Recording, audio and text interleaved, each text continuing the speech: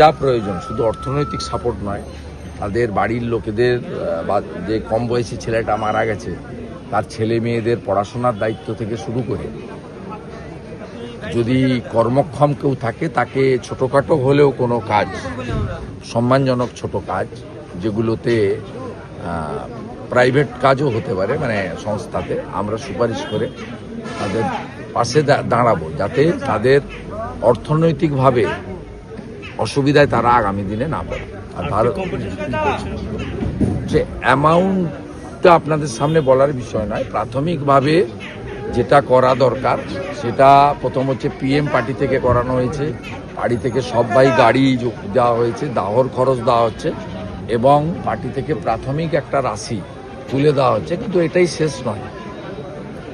রেলকে কি কোনো অনুরোধ করবেন সহযোগিতা? না, রেল দিতে পারে, এটা দিতে পারে না, রেলের নিয়ম রয়েছে, দিতে পারে না। এদের মধ্যে যদি কারোর মেডিক্লেম থাকে বা কারোর যদি ইন্স্যুরেন্স থাকে, তাহলে যেহেতু বিশেষ করে যে কম বয়সী ছেলেটা, সেটা তার বাড়ির সঙ্গে কথা বলে দেখতে পাবে।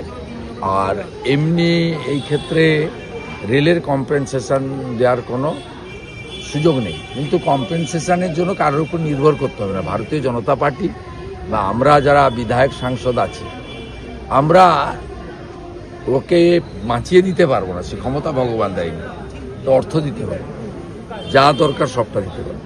এর জন্য কোনো সমস্যা হবে না এবং সেটা এমনভাবেই আমরা সাহায্য করব যাতে তারাও স্বচ্ছন্দ বোধ করে, মানে অর্থনৈতিকভাবে।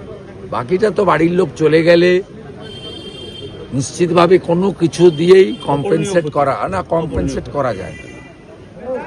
অর্থ বা চাকরি এসব দিয়ে কম্পেনসেট হয় না, এগুলো হচ্ছে অপূরণীয় ক্ষতি এবং এর কোনো কম্পেনসেশন নেই, অভিধানে নেই।